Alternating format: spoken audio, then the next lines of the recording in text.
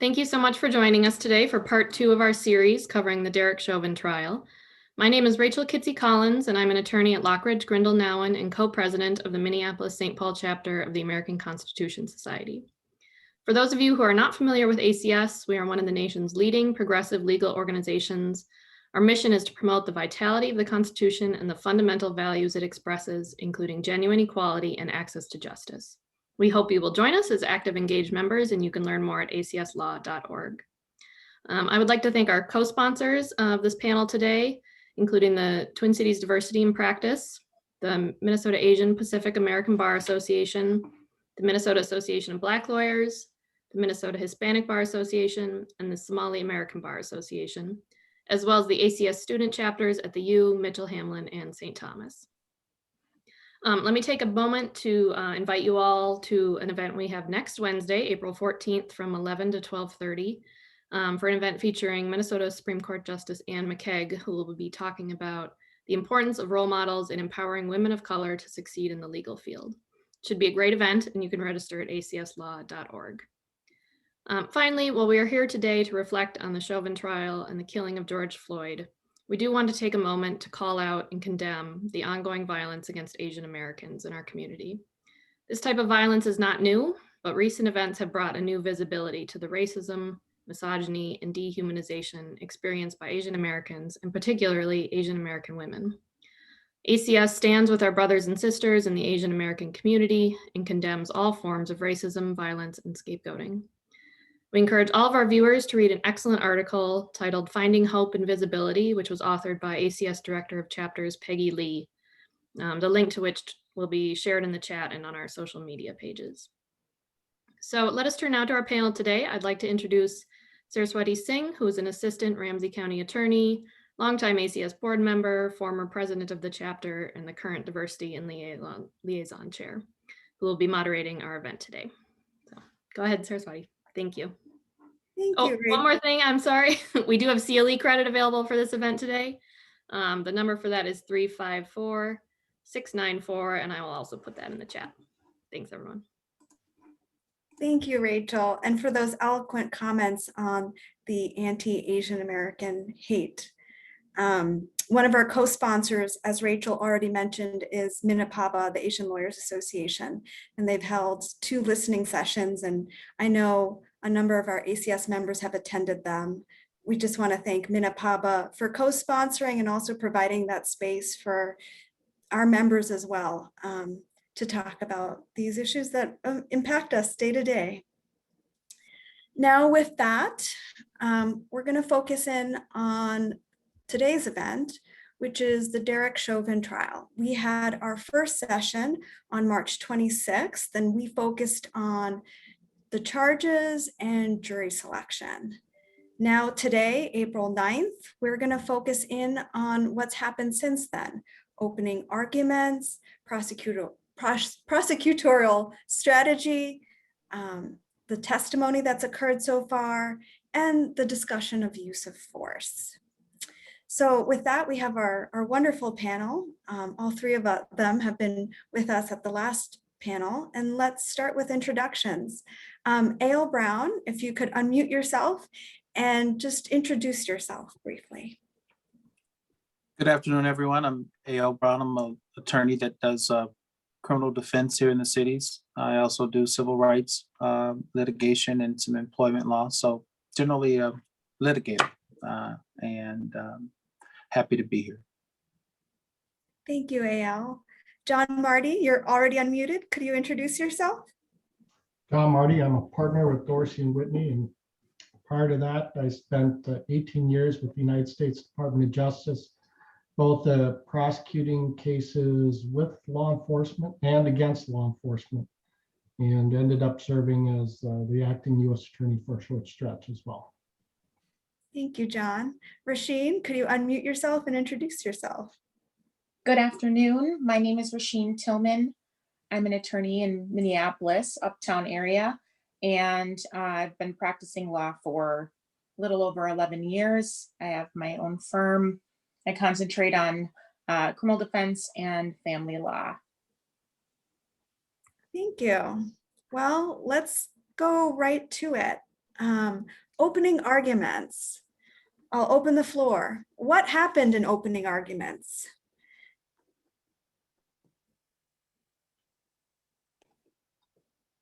I'll Go ahead. volunteer. Yeah. Um, First of all, there was some argument, but most of it is opening statement. And the purpose of an opening statement is not to argue the facts of the law, but to present or give a preview to the jury as to what they can expect to happen during the trial. And in this case, I think the prosecutor set forth, and this was on behalf of Mr. Blackwell, who's arguing for the state, I think a nice chronology of the events and laid out the two principal issues, starting to give the jury an understanding of the two issues that I think are contested in this trial. One is, did Officer Chauvin use of force? Was it reasonable, appropriate under the circumstances, as the judge will instruct the jury? And then the second key issue being, was Officer Chauvin's conduct a substantial causal factor in George Floyd's death? On the other side, Eric Nelson, on behalf of the defendant, Mr. Chauvin, I think what he was trying to establish is that Officer Chauvin's conduct was reasonable under the circumstances, given the fact he's pointed at the crowd that was sitting on the sidewalk that was animated, but was complying with the directions of officers. And he also, I think importantly, is his theme of the defense is pointing at causation and suggesting that George Floyd's drug use and other pre-existing medical conditions may have been the superseding cause of death, so that even if Officer Chauvin acted unreasonably in using force, that unreasonable use of force was not the substantial causal factor. So the issues are framed, and the evidence is coming in consistent with the way at least the state has predicted it was going to come in.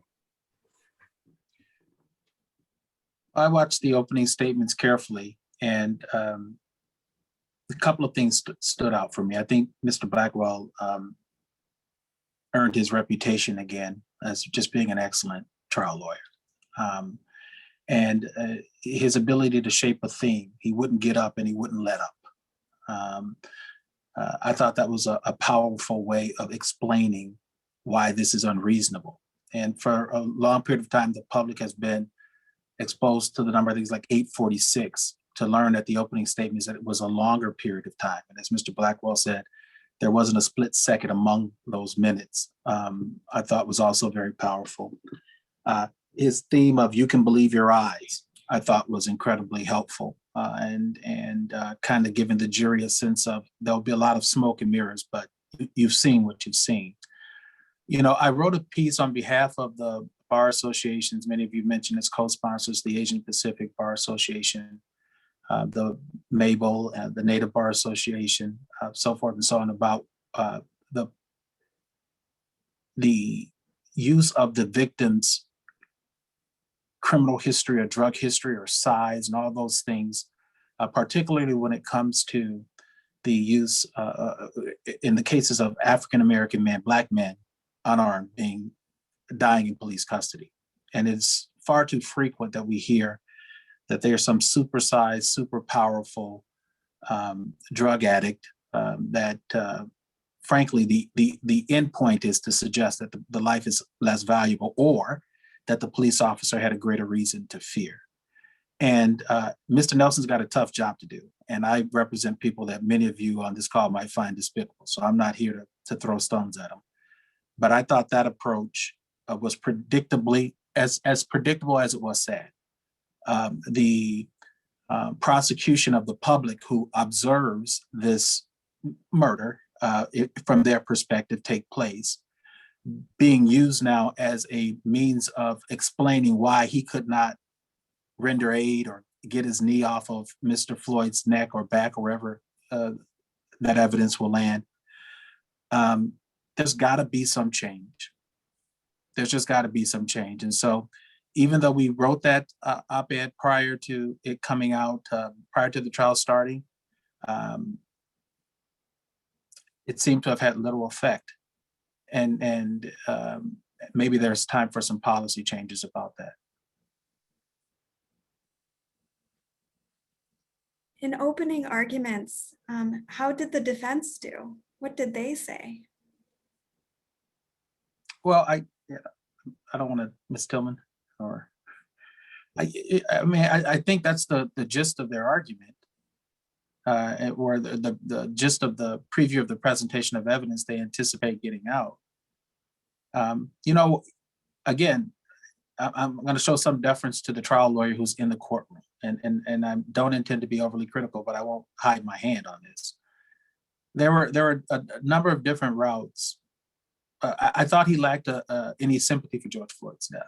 I thought that was pressingly missing from his case. But this is a tragedy. This is sad, and leaned right into this dangerous crowd that distracted law enforcement from completing whatever they thought they were completing over a $20 bill. And I think that needs to be at the forefront. This is about $20. So I think their presentation of the preview of the evidence was consistent with what happens historically in these cases. It's a return to the playbook. There was some other reason why the officer had to do what he had to do. And I think the presence of video in this instance makes that a little bit more difficult to swallow. Rasheen, do you want to mention any thoughts regarding opening arguments?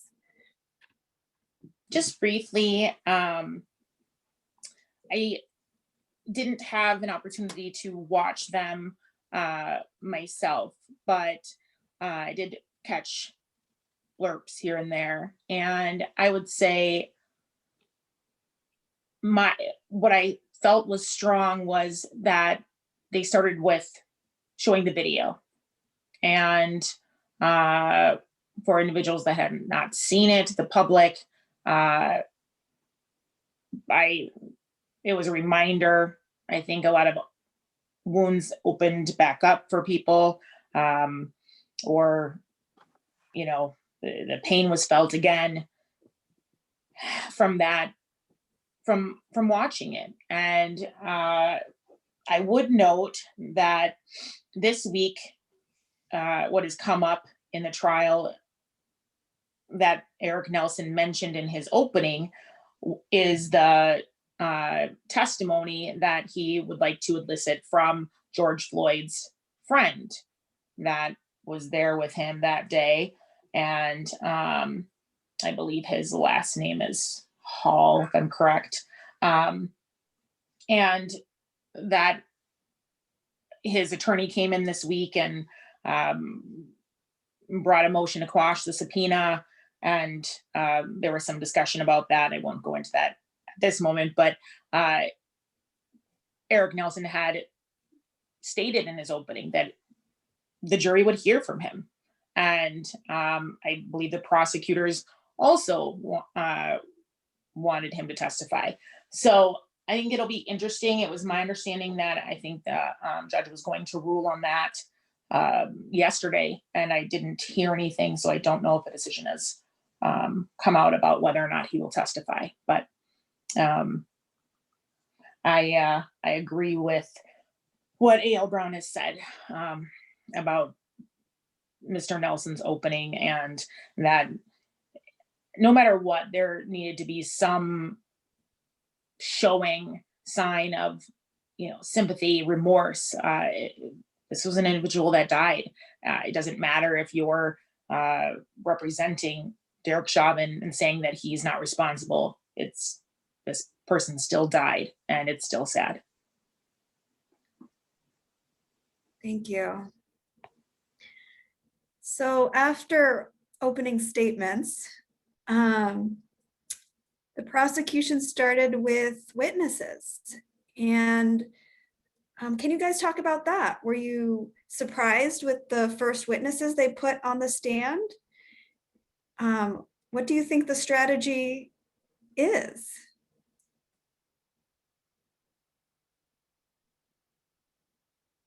John, you're muted. You're unmuted. Well, I know, I believe week 1, there were 19 individuals that testified, and 10 were actual witnesses that were present during the incident. And 3 of them included children or individuals that I believe one is now over age 18 or, but I, hard, hard to watch. There was the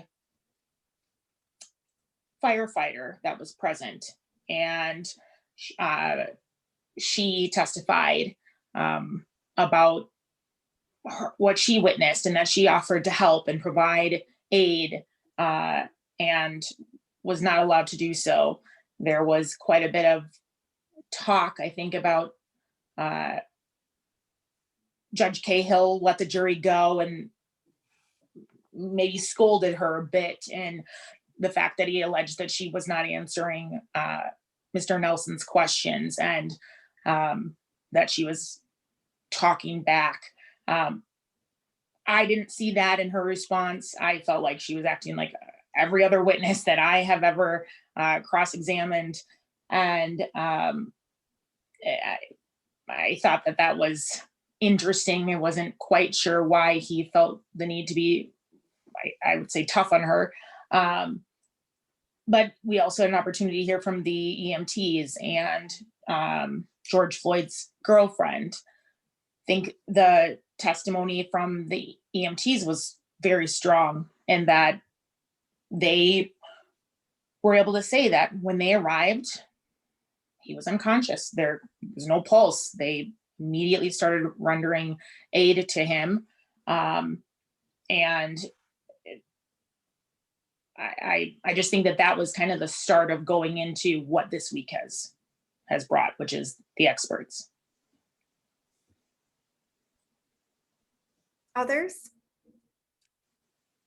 I'm going to yield to John since he's the prosecutor on this.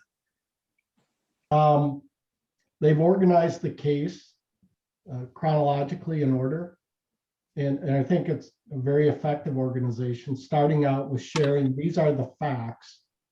And we are all witnesses because we have video.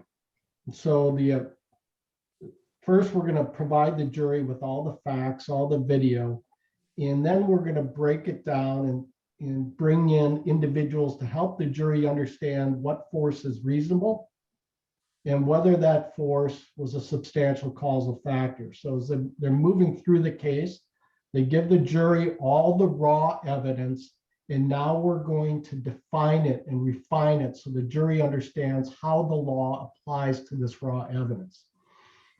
And it's fairly effective. They're working through some issues in the case which are difficult. One of those being, AL, you described it, is George Floyd's drug use, and how the jury should consider this in evaluating the evidence under the instruction that the court is going to provide. Because certainly Eric Nelson is going to argue that the drug use contributed to the need to use force. And the defense is also going to argue that the drug use contributed to the cause of death. So while they're putting in their case establishing that the force wasn't reasonable, they're also trying to defeat prospective defenses to establish that the drug use should not be considered by the jury in considering whether the force was reasonable, and the same thing with the cause of death. So it's a chronological response where they're putting in their case, but also using it to defeat the arguments that I think Eric Nelson is going to put in. AL? I strategically deferred to Marti because I don't understand as well the prosecutor's mind, and I'm a defense attorney, and I think over time you really do learn that people on the other side just see the world differently sometimes, and they're in those roles for a reason. And it's not to be critical of prosecutors writ large, it's just a reality. I think they started off incredibly powerful with the narratives, and you know, you've promised these.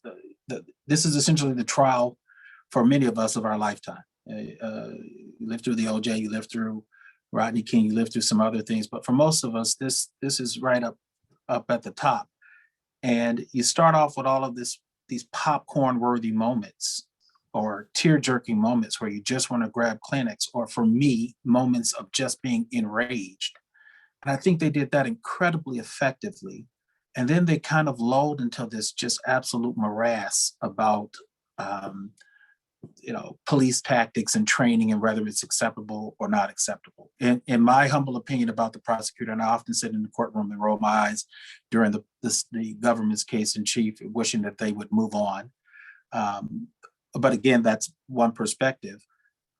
They just lingered far too long after having expert after expert, after testimony, after witness testifying about whether these particular procedures were approved or not approved. The public has eyes, you can see, right? And that the ultimate question is reasonableness. There is no manual that is going to overturn a juror's brain about whether it's reasonable, particularly when the acts are so stark and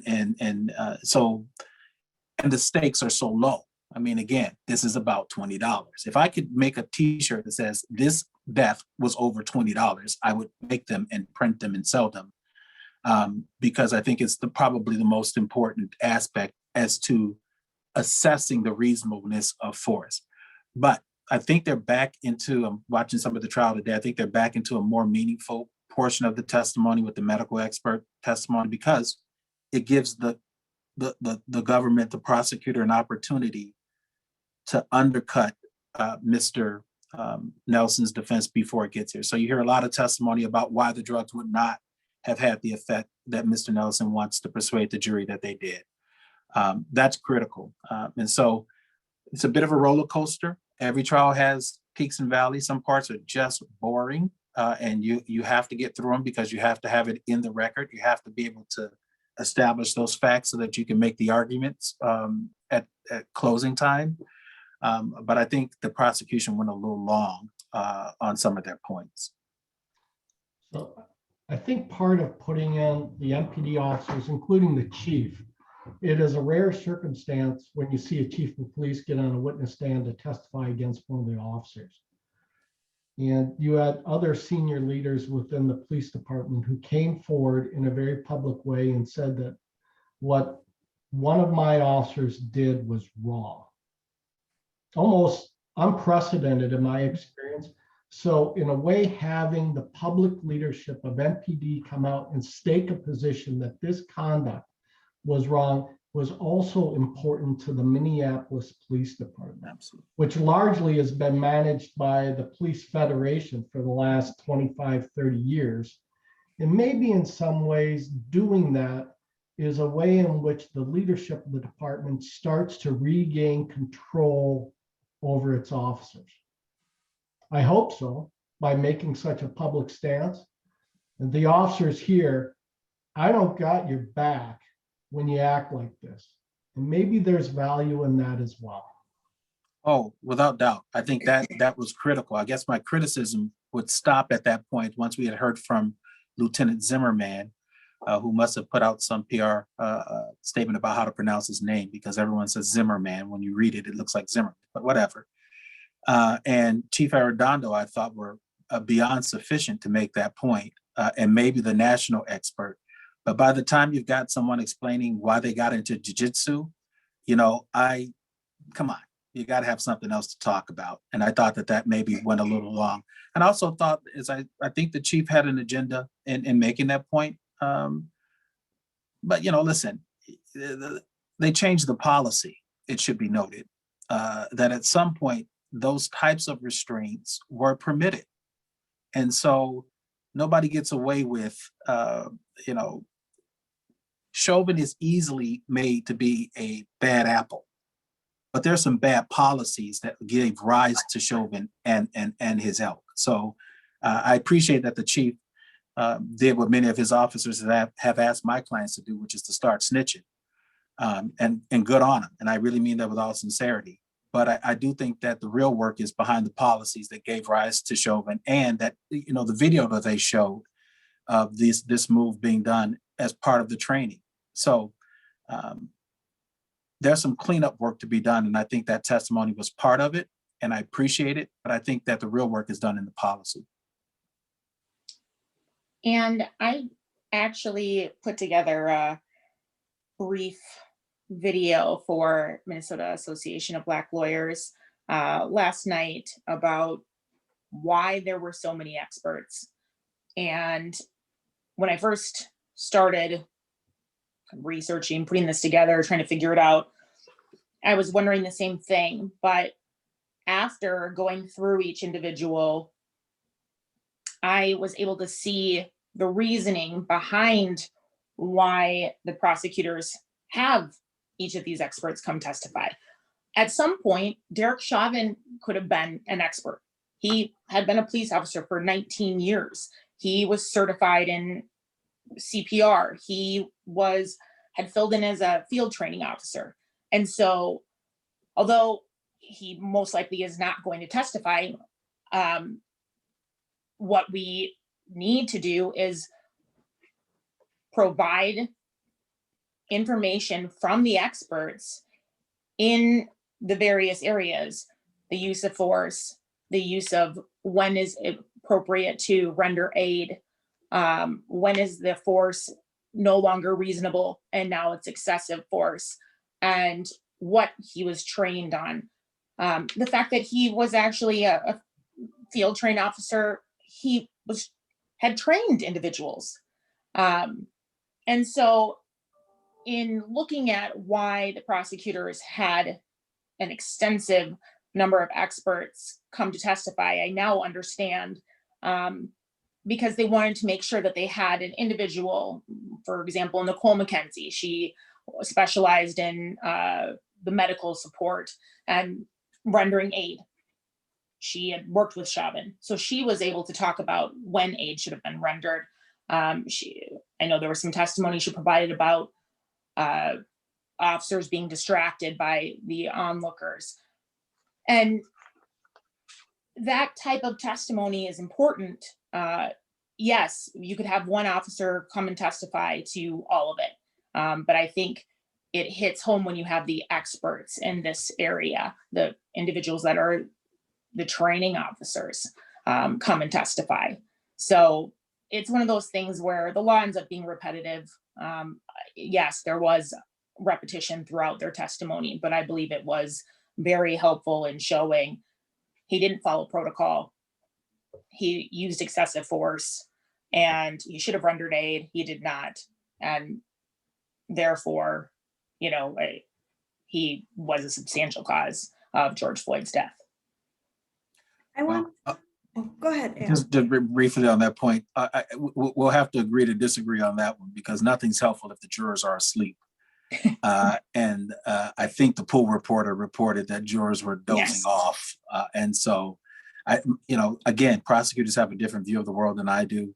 I think they just have a habit of overdoing it and losing the forest for the trees, being so concerned about jigs and jury instructions and what the PowerPoint is going to look like at the closing that they forget that there are human beings who just ate lunch that don't want to hear about jiu-jitsu anymore.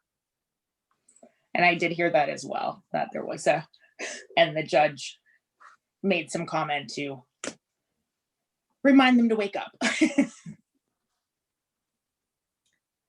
I have a follow-up question from a thread that was discussed earlier.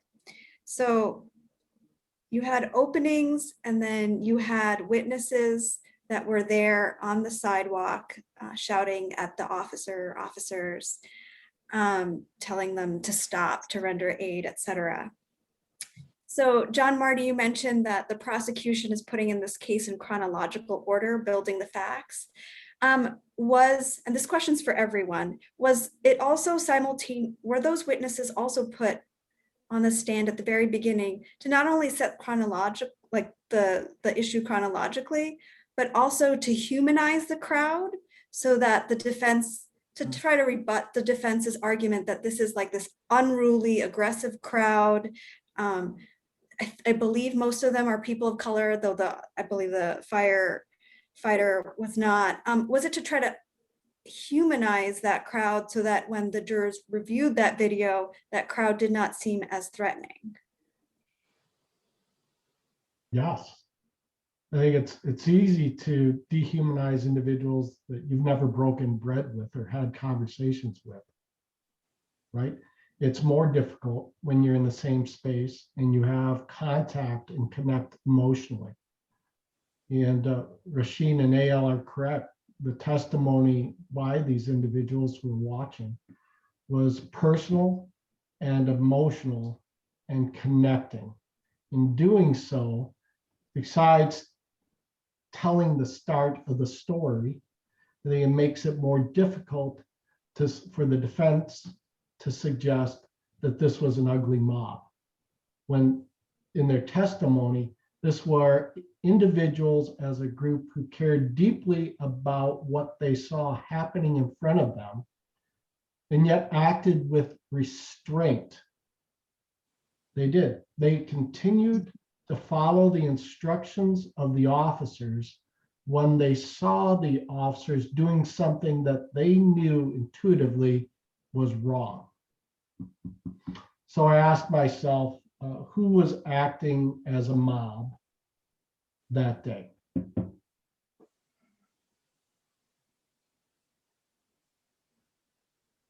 It's pretty profound.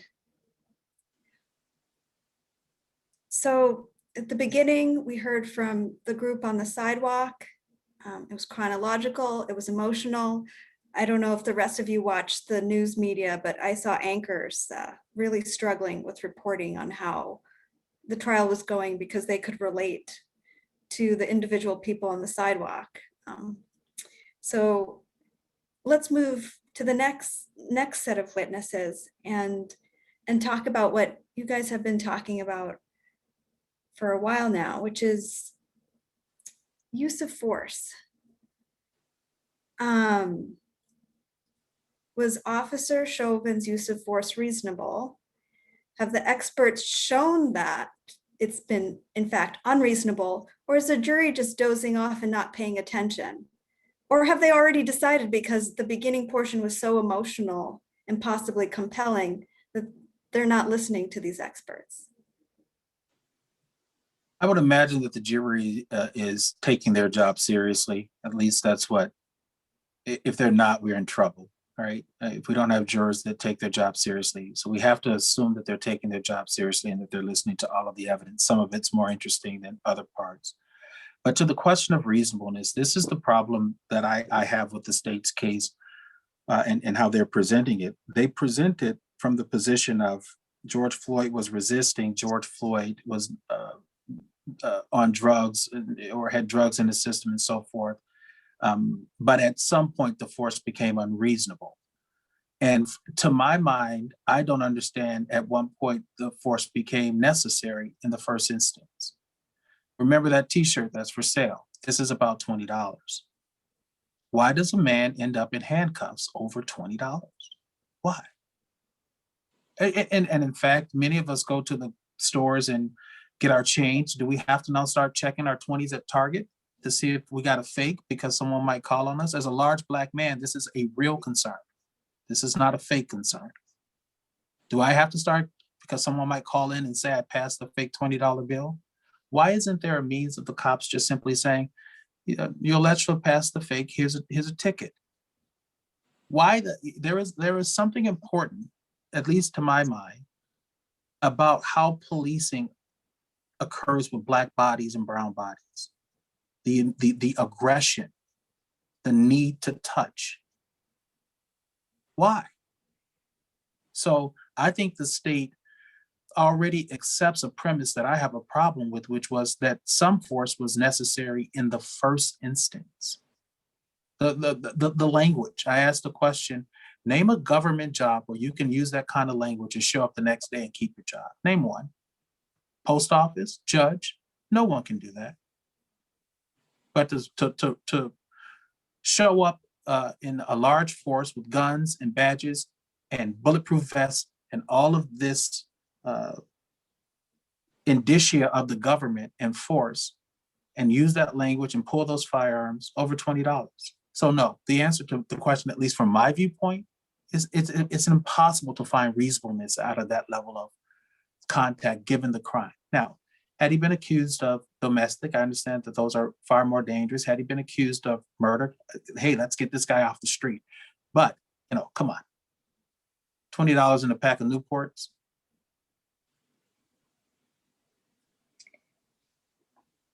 And I think that the state's outside expert witness that they brought in from Los Angeles to discuss the use of force made a couple points similar to what AL just stated, that use of force in this wasn't necessary. But for sure, at the point that he's in, as we know now, the face down position, the prone position, and he's not resisting, that's that line. I believe Police Chief Arredondo discussed there's alternative methods, the de-escalation, just having a conversation. And so there were other alternatives. There need to be other alternatives besides just going in, guns blazing, pull them out, put somebody in handcuffs, when this is, again, issue over a $20 bill that who knows if they have a fake one in their wallet right now without using a marker on it. So it's just scary, and makes you think about the way that police practice, enforce the law, and hopefully a change that this will bring about. So the state has asked that Judge Cahill instruct the jury in closing arguments regarding reasonable force. And the state's proposed instruction reads that the reasonableness of the use of force depends not only on the facts and circumstances confronting the officer at the precise moment he used force. That speaks to what you're talking about, AL. This is a $20 counterfeit bill. But also on whether the officer's own conduct during the incident unreasonably created the need to use such force, which speaks to what you're talking about, Rasheen. If you step in and escalate the situation that did not need to be escalated, and thus create a need or a justification for the use of force, at least under the jury instruction, the jury should not find that the use of such force was reasonable. Now, who knows how juries make decisions? You throw 12 bodies in a room from remarkably different backgrounds, and it's a tossed salad. And my confidence in the jury system, though, is that generally juries get it right. Maybe not using the logic that lawyers use in different cases, but reflecting the judgment of the community. And so hopefully they'll understand this and the concerns that AL and Rasheen have raised here. My fear, Marty, is that there's such eagerness to push these instances aside as bad apples. And those bad apples seem to be, those bad apple trees seem to be planted in certain communities, and the apples keep falling on a limited number of heads that look a whole lot more like mine. I don't know if we can just have hope. There's got to be work done. Yeah, hope is not strategy or a plan. Right? It is a guarantee that this will happen again. It is a guarantee that we'll find ourselves in the same position if we don't change the way we talk about policing. If we don't convince people that just because I'm big and I'm Black, that I'm dangerous. There has to be some work done on that. And I think the chief testifying is a good start. I think cameras have completely changed the game. I mean, you have to take for granted that people in the Black community, brown communities have been saying forever, listen, this cop beat the hell out of me. And they show up to the jails with the bruises and, prosecutors prosecute the case. They look past the booking photos and keep going. Defense attorneys say, hey, listen, I'm too busy. I got to, I'm here to do the defense case. Judges bang the gavel, impose a sentence, whatever plea bargain has been raised, and everybody's ignoring it. And it's all because they have managed to persuade us that but for them, you are the next victim. And have persuaded us that they're as they say, the thin blue line between us and tyranny. And sometimes they're creating the tyranny. I have a deep respect for law enforcement. I really do. When I call them, I want them to answer. Please.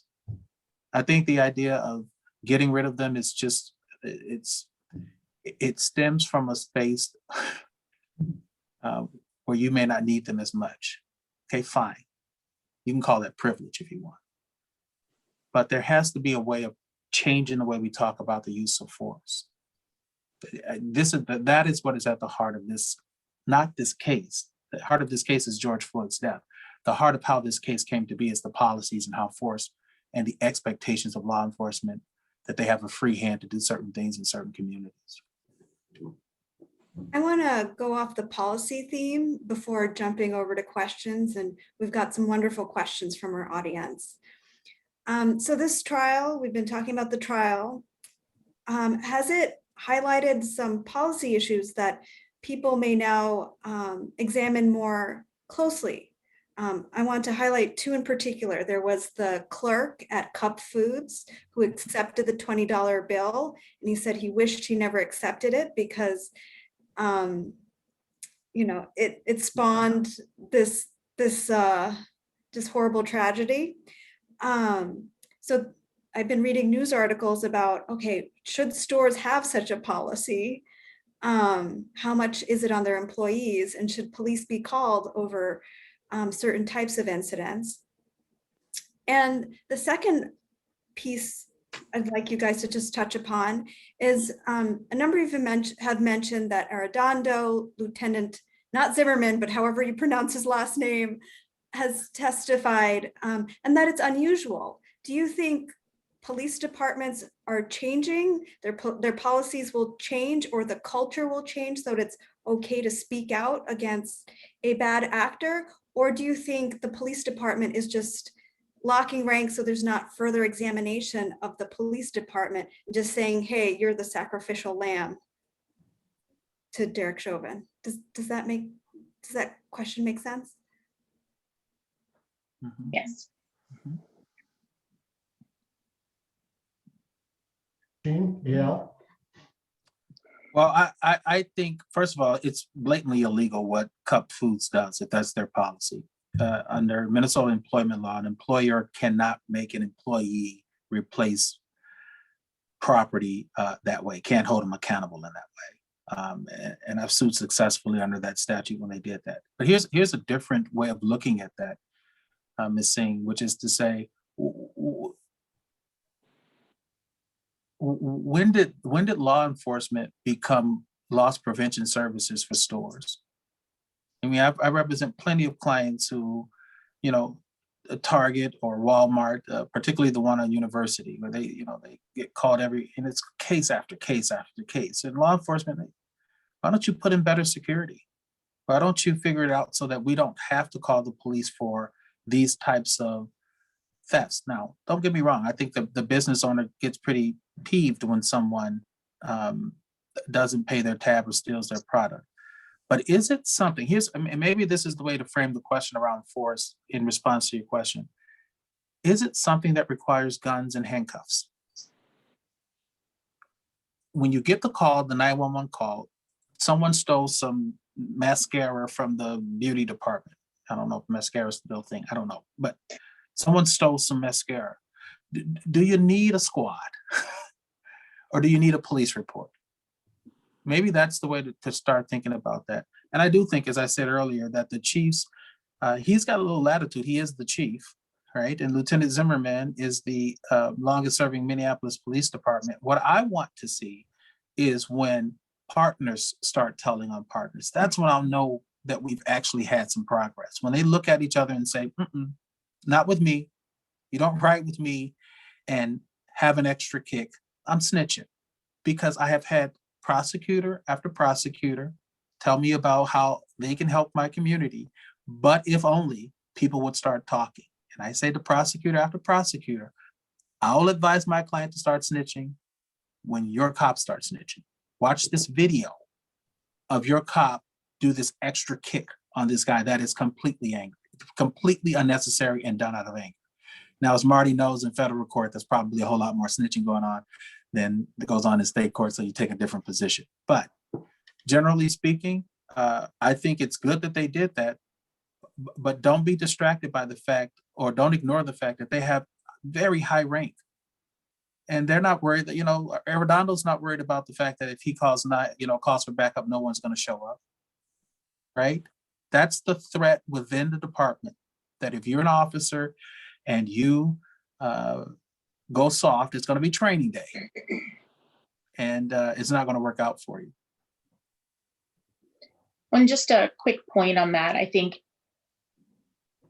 the majority of individuals that become police officers have good intentions. They start out, they want to be a good officer, they want to help people, and then they're put together with a officer that has been around for a long time, and if they see that individual do something wrong, and they should feel comfortable to go and tell somebody. And we know that that's not a spot that a rookie cop wants to be in, having to tell on his supervising officer that the officer roughed up somebody, and he's probably not going to say anything because he's scared, or he or she, and that puts them in an awkward position. And there goes right away in the beginning this, okay, now they've learned to remain silent and to not tell on each other. And I know firsthand incidents where I had a friend who was a police officer observe some something terrible happen, and he didn't know what to do, and he's no longer working for that department, but just I think the cameras, the fact that there are cameras, that there's body cams, they shouldn't be able to turn them off. I know like with the squad, the dash camera videos, the good cops want those. They want them running, and I heard them say that. Why wouldn't you want the camera? It'll prove that you didn't do anything wrong then. Absolutely. It's the police that aren't following what they're supposed to do, aren't following the policy and protocol, that turn them off or that don't want them on. So I think as there's more and more footage, and we continue to shed light on this, there's got to be a change, and hopefully we're moving towards that. Bad cops work in secret, right? They want their conduct not to be transparent to the community, because if it is, they're going to be accountable. But if it's only known to their fellow officers, they have a level of confidence and security. And my experience is that organizations over time reflect the character of their leaders. A very complex problem, a lot of factors bearing on the culture issue of policing in the United States. I'll add one more factor to consider, and that is the leadership of law enforcement in Minneapolis is not the police chief, it's cops, right? And the reason that the cops are leading cops is you can look at the political contractual negotiations going back a long time with the mayor and the city council. And we as a community, I think, have dug ourselves into a deep hole. You look at law enforcement as the savior of community ills, And we've delegated authority to the cops without the accountability for that authority. And that is another factor to consider among the many other complex factors that relate to the culture of law enforcement. Thank you. I'm gonna jump over to the questions now in the last 9 minutes or so. The first one is, how does it play for jurors that there are so many prosecutors and only one defense attorney? How unusual is it to have what appear to be pretty sophisticated tech, like side-by-side videos from different angles, etc.? Will the defense have similarly sophisticated presentations? So those were 3 questions, please. I think it's brilliant that Eric Nelson decided to just stick a little table in the back with one person. That was not unintentional. If you think for 1 second that although he's the only person at the podium asking questions, that he's doing this alone, then you're asleep at the wheel. He's got a team behind him. This defense is being funded by the State Police Association, of which Mr. Chauvin was a member by virtue of his membership in the Minneapolis Police Association. And they're not short on cash. And it's my understanding that that organization has had to turn away donations because people want to call and donate to the defensive officers, which kind of gives you a sense of the notion that people don't like bad apples. People tend to want to fund bad apples, oddly enough. But I think it's a smart move for him to present himself as the underdog.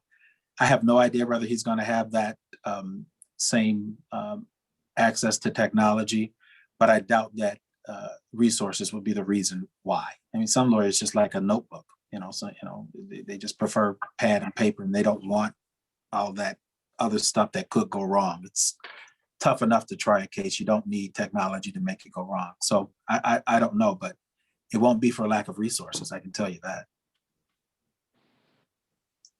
And my response, I guess, would just be from my personal experience, and prosecutors that's their home base. They're in court. They are able to work with that technology. They get used to it. And it's difficult when you don't.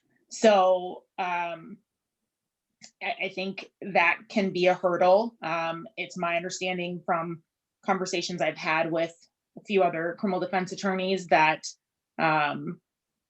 although, there are probably a number of other individuals assisting Mr. Nelson that usually you're not able to double bill. So if he's in court and another attorney is in his office helping prepare a cross for someone else, that would be a single hourly rate that they would be able to put down for his time. I don't know if that's different because of this case, and they have allowed more leeway. But I think it does. I mean, the state is spending a lot of money, and they do have a lot of resources in this. And even though it might be a tactic, I can't imagine being Eric Nelson. You got to be wearing to be the person up there every single day, day after day. I get tired after a couple of days in trial, so I can't imagine. We're going in a month now, so or over a month.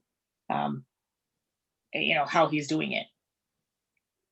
I saw a story talking about the cost of the defense, and that behind Eric Nelson, I believe it's 8 or 10 additional defense counsel who are working on this matter on behalf of the defense that are funded.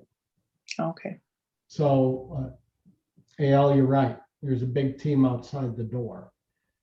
Because I don't think Eric Nelson could manage this case by himself, given the volume of the discovery. Talking to the state, I know that Mr. Blackwell, Mr. Slisher, and numerous other attorneys, Mr. Katyal, are doing this pro bono. So you have some state assistant attorney generals, but this is also a community response from the legal community in Minnesota and nationally to this case. Big budgets for big cases. So they're getting a lot of free work, but the state is also making a significant investment in the case as well. This case is different. AL, you were talking about it. This is the case of our generation. And you're seeing it being presented differently. In a different homicide case, no way you would see the number of witnesses, right? The number of experts who are coming in to tell this story.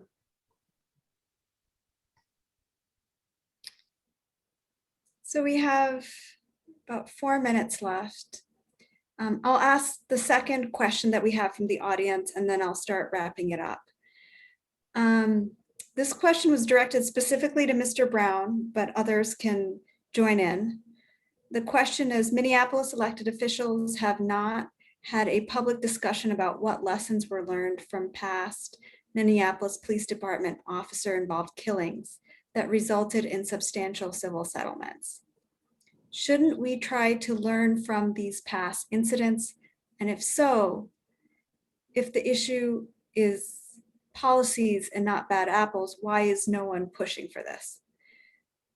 And this is, just so you know, an audience question. So is there anyone pushing for changes with regards to the Minneapolis elected officials right now as the trial's happening?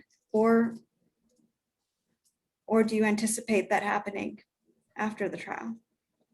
I'll be brief so others can weigh in, but I think that there are people who are pushing for policy changes. I don't agree with all of their policy changes, but they are pushing for them. And, you know, this is an extreme case of, in my judgment, excessive force. And so you get some extreme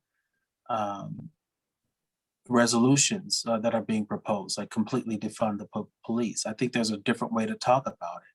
I mean, there's a way to say to the police that I'm not going to give you an open wallet to just because you're policing me doesn't mean you get to abuse me, right? There's a way of framing a policy around that, a policy around accountability.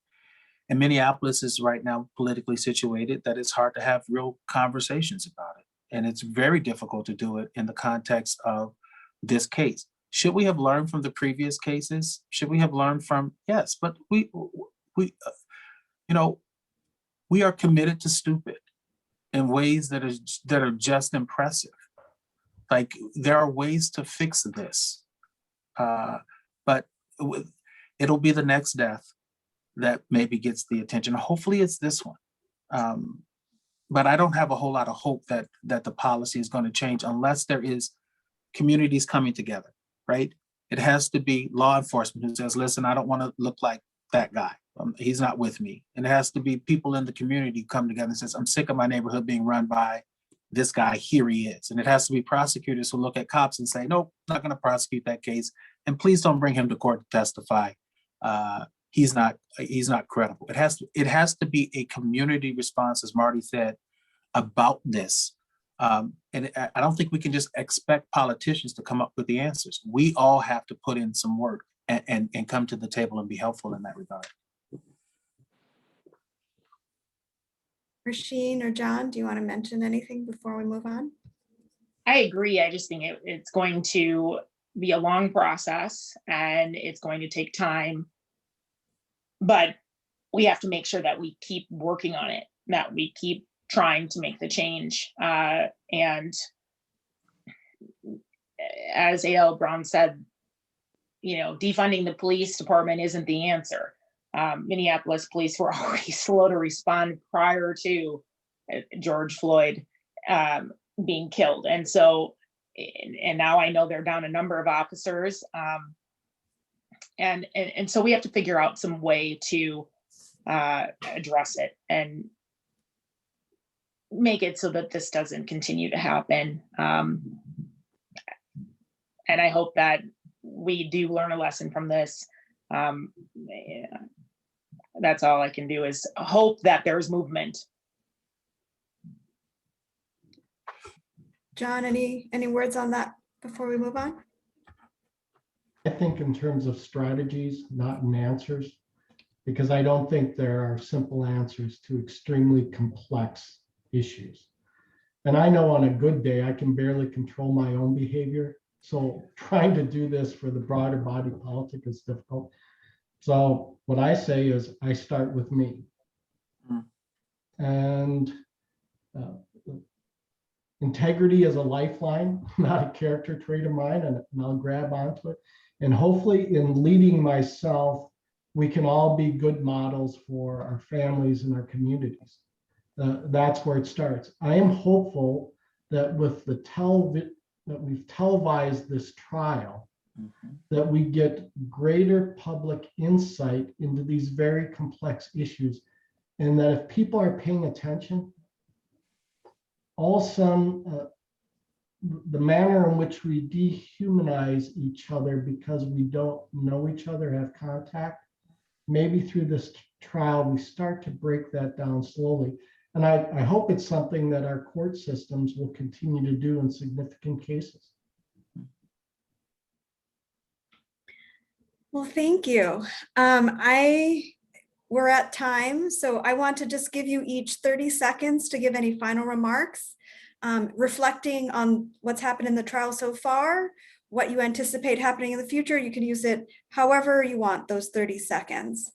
Rasheen, do you want to go ahead and start? I would just say that I like how this gives the public an opportunity to see inside the courtroom, and to get an idea of how this case works and what exactly does the prosecution have to prove, have to show the elements of the crime in order for the jury to find Chauvin guilty. And so, in speaking with a lot of people that are not attorneys, I think it opens some people's eyes. It gives some realization that it's not as easy as some people think, but it can be as easy. And I going back to what A.L. Brown said, you can believe your eyes. That, that was a theme from Blackwell in his opening. It really can come down to that. And people can use their common sense to look at what happened that day and make a decision, hopefully finding Derek Chauvin guilty. So it'll be interesting to see the additional witnesses that testify. I feel like the state's done a very good job thus far. John, Marty, you want to go next? I think next week is going to be one of the most challenging weeks for the state in its case, because we have a difficult autopsy and a difficult autopsy report that the state is going to have to explain. It's not as crisp or direct as the prosecutors would like, and it's created an opportunity for the defense counsel to raise doubt. And that's why I think you see so many of the medical experts. It's in part because the manner in which the autopsy report is drafted creates space. And it's interesting that they're putting the non-examining medical experts up front to testify before the medical examiner takes a stand. These are important days, today, probably Monday and Tuesday for the government's case. So if you're really interested in what's happening in this case, you should pay attention in the next couple of days, trial days. Thank you. A.L. Brown? First, thanks for inviting me. And this is just hard, At the end of the day, I'm a criminal defense attorney. It's just in my blood to fight for the underdog. I don't really enjoy a fight that comes with I like a fight. And so I want to cheer on for, it's hard for me to cheer for the government, but I saw what I saw. And this is difficult. And I think the best remedy is probably, as Marty said, starting with ourselves, trying to be better people, trying to get to know people who disagree with us, maybe not being so insular in the way we take in views. Maybe that's the way you keep the knee off the neck, is that if you see people as people and not as problems that you have to solve or things that you have to deal with, maybe it's not a policy, maybe it's us. Maybe that's what we leave here with. But there needs to be policy too. It can't just be personal responsibility and accountability. I hope for an outcome. I may not get it. And I've settled with myself that this is a possibility. So keep watching. Thank you for a wonderful discussion today. I want to say the CLE code once again, it's 354694. We have, once again, our next event, No One Succeeds Alone. That is going to be next week with Justice Ann McCaig on April 14th. From 11 to 12:30. And then the next event in this particular series is going to be on April 23rd, a Friday, also noon to 1 or a little past 1 today. But we're going to just keep talking about the trial. And I just once again want to thank our panelists just so very much. What a wonderful discussion. And thank you for sharing your time today. Thank you. Thank you. Thank you.